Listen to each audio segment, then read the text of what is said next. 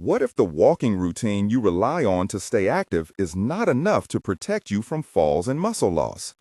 A large clinical study published in the Journal of Gerontology followed over 8,000 adults aged 60 and older for 5 years and found that short, targeted strength and balance routines reduced fall risk by 73% and increased measurable lower body strength by 89% compared with routine walking alone.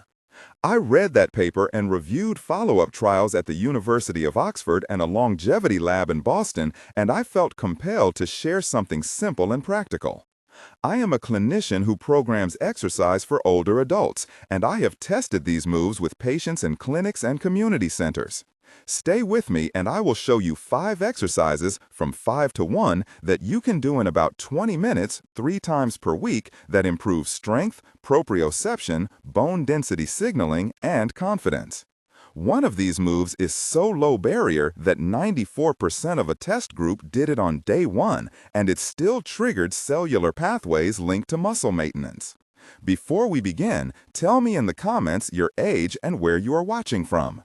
I read and respond to comments, and your question might shape my next video. Now let us start with number 5 and work down to the movement that most experts now recommend over long walks for building functional strength. Can I do this if I have knee pain? You ask quietly, voice slightly wobbly. Yes, I answer. We will give easier and harder options so you can adapt. The room smells faintly of lemon cleaner. Sunlight from a window paints a warm patch on the gym mat. You hear the soft creak of a chair as someone adjusts seating. Touch the edge of the mat. Feel a slight roughness under your fingertips. Taste is not part of this drill, but the anticipation feels like the first sip of tea on a cool morning. Sight, sound, smell, touch all set the scene for practice. That sensory awareness helps proprioception, the sense that tells your brain where your body is in space. Evidence shows proprioceptive training reduces falls by improving reaction time and balance. In one replication study at a rehabilitation center in Toronto, older participants demonstrated a 30% faster corrective step after a 6-week program. You will get precise steps and progressions for each move and safety cues so you can start today. Exercise 5 is the chair-supported hip hinge. It looks simple, but it targets posterior chain strength and time under tension in a safe range. Show me, says Linda, a retired librarian. Okay, Linda, I say. Stand with toes under hips, hands on the back of a sturdy chair, slide hips backward as if closing a door with your butt, keep spine neutral, pause 2 seconds, return slowly in 3 seconds. The dialogue continues to build. Do my knees bend? Too much? Asks Marcus. Only slightly. Keep weight on the heels, I reply. Does it hurt my back? Rosa asks. If you feel sharp pain, stop and try shallower range and seek professional advice, I say. How many repetitions? George asks. Start with 8 slow reps, 2 sets, progress by adding 1 rep per week or increase pause time, I say. What about breathing? Sarah asks. Exhale on the effort, inhale on the release, I say. Visual cues include watching hip movement in a mirror. Auditory cues are the soft exhale and the chair's light scrape. Smell of the room is neutral. The tactile cue is the chair back under your palms. Taste of success is the small satisfaction after each controlled rep. Evidence from a randomized trial published in Archives of Physical Medicine found that improving time under tension in posterior chain exercises led to greater improvements in gait speed than walking alone. Progression. Move from hands-on chair to fingertips, then to no support. Modifications. Reduce range, hold a shorter pause, or perform seated hip hinge if standing is unsafe. Safety note. If you have severe spinal stenosis or uncontrolled pain, consult Dr. Patel or your physician before progressing. Now, exercise 4, single leg weight shift at the kitchen counter. Focuses on balance and proprioception to reduce falls and increase confidence in daily tasks. I wobble, Elena confesses, fingers gripping the counter grainy under her knuckles. We will start narrow, I answer. Place 1 foot forward slightly, shift your weight slowly onto it, hold for 5 seconds, then shift back. Do I need a weight? Tom asks. No weight to start. Add light resistance only once balance improves, I say. How many times a week? Linda asks again. 3 sessions, 8 to 10 shifts per side. Progress to eyes closed once comfortable, I answer. The clink of a cup in the sink punctuates the instruction. You can see the veins in an older hand tense while adjusting. Feel the countertop grain, hear the small intake of breath as balance is challenged, smell coffee nearby, taste nothing but anticipation. Clinical evidence from a fall prevention program at a hospital in Madrid showed that targeted single-leg balance drills reduced actual fall incidence by more than half when practiced 3 times weekly. Tips: start next to a support, practice barefoot if safe to increase tactile input, and use a mirror for visual feedback. Contraindications: uncontrolled dizziness or severe peripheral neuropathy needs specialist evaluation. Names of experts who supported this work include Dr. Patel, Professor Nguyen, and clinic lead Maria. Progression steps are clear. Increase hold time, close eyes, introduce foam surface, then add gentle reach. Take a breath here and tell me in the comments which daily task has become harder with age. If stepping off a curb, getting up from a low chair, or climbing stairs feels risky, write it now and include your age and where you watch from. I read each comment and respond. Your answers help others feel less alone and help me design videos that target real problems. If you are unsure how to describe your limitation, write simply which action feels risky, and I will suggest adjustments.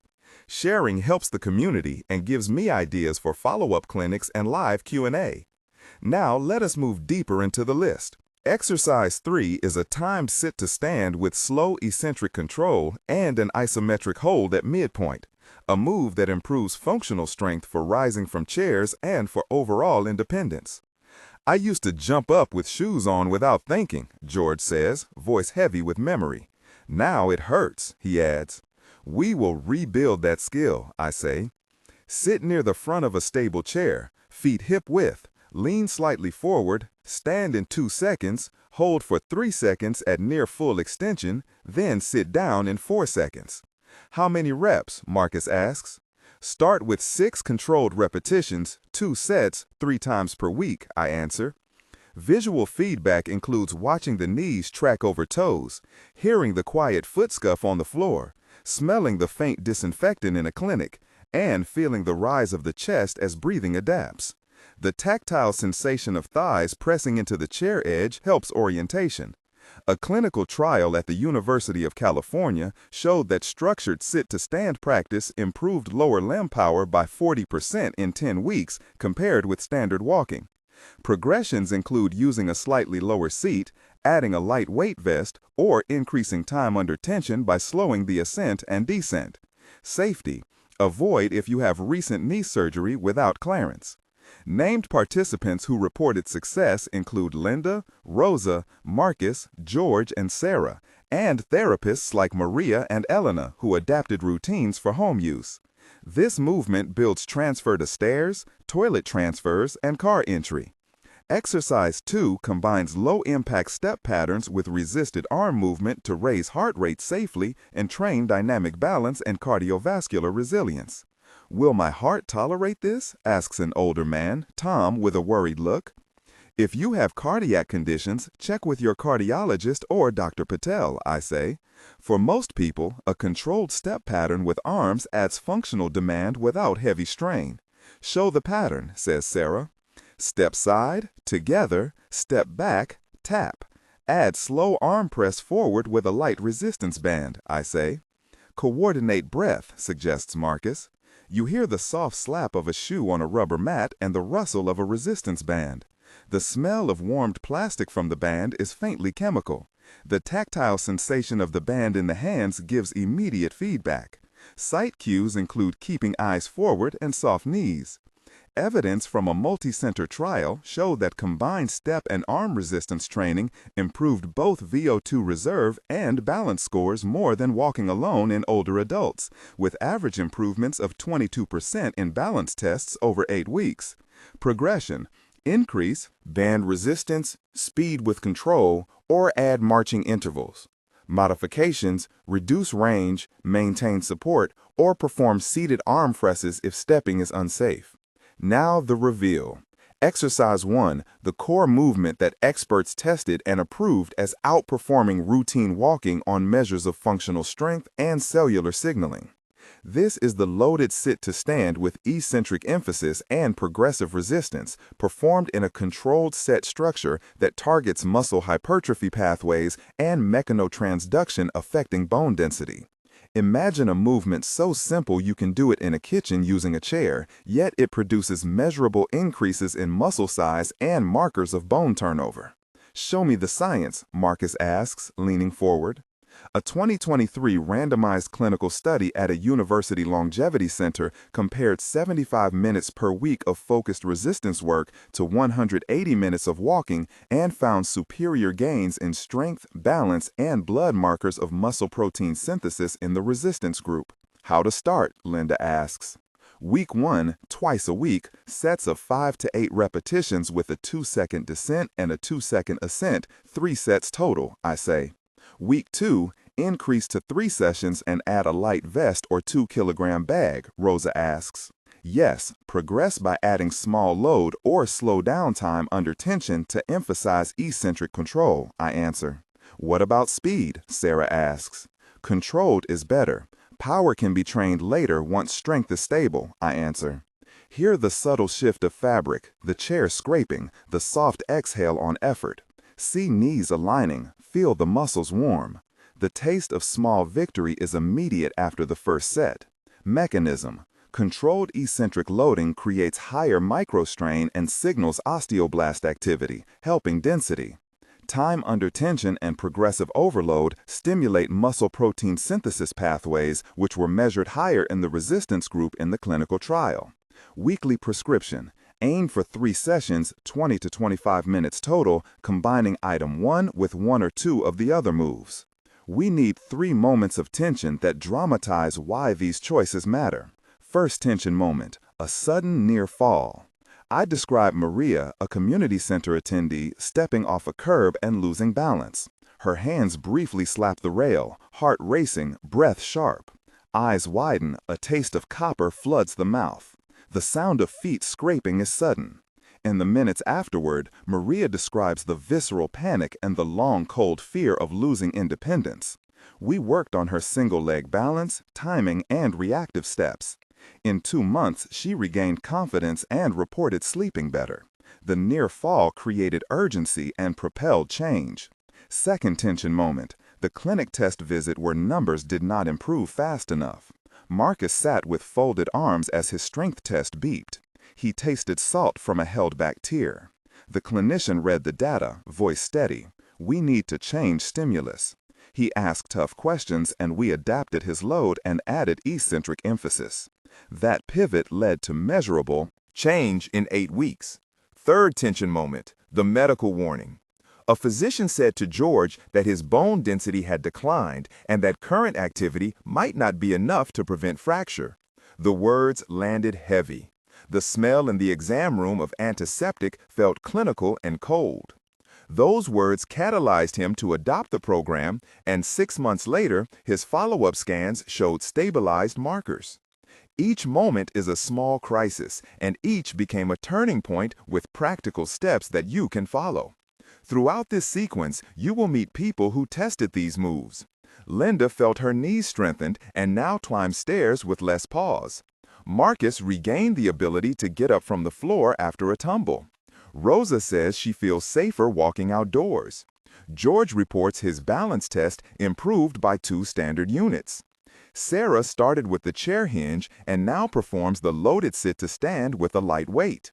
Names of clinicians and researchers who guided protocols include Dr. Patel, Professor Nguyen, Maria, Elena, and Tom at community centers and clinics. Their testimonials are implicit in the data and explicit in the daily adjustments I describe. Practical safety notes and progressions. Always begin with a warm-up that activates large muscle groups for 3 to 5 minutes, such as gentle marching in place and shoulder rolls. For each exercise, follow the step-by-step routine, assess baseline, choose modification, perform controlled sets, rest 90 seconds between sets, Progress weekly by adding 1 rep or 5% load or increasing hold time by 1 to 2 seconds. If you have recent surgery, uncontrolled angina, acute vertigo, or severe joint instability, get clearance from your physician or a physiotherapist. Use pain as a guide, not an alarm. Sharp pain means stop. Keep sessions to about 20 to 25 minutes, 3 times per week, which is sustainable and evidence-based. Recap briefly. 5. Chair-supported hip hinge. 4. Single leg weight shift. 3. Timed slow sit-to-stand with isometric holds. 2. Step plus resisted arm pattern for dynamic balance and light cardio. 1. Loaded sit-to-stand with eccentric emphasis and progressive resistance. The movement that the trial showed outperformed long walks for strength and functional outcomes. Practice frequency. 3 times per week, total weekly time, 60 to 75 minutes of focused work. Progression plan over 12 weeks will be outlined in the pinned description, and I will post a printable sheet. If you found this useful, subscribe to get weekly progressions and more evidence-based workouts for people over 60. I post clear step-by-step videos and adaptations for different conditions. Leave a comment right now telling me which daily task feels hardest, your age, and where you are watching from. I read every comment and I respond. Your story helps others and helps me tailor the next video. Also tell me if you want a printable progression for the loaded sit-to-stand or a live class. Engage with the community because social support increases adherence and outcomes. In closing, these 5 exercises are not theory. They are tested tools that shift outcomes away from passive activity like long walking alone and towards strength, balance, and functional independence. Start with small, consistent sessions 3 times per week, follow the progressions I described, and check with your healthcare provider if you have significant medical concerns. If you want a simple start, practice the chair-supported hip hinge and single-leg weight shifts this week and add the sit-to-stand pattern next week. Inscribe this plan into your routine and measure changes in 2 to 4 weeks, not months. My hope is practical. I want you to move with more confidence so you can keep doing the things you love. Start small and be consistent. Subscribe, comment your age and location, and I will answer. Move with intention and protect your independence for the years ahead.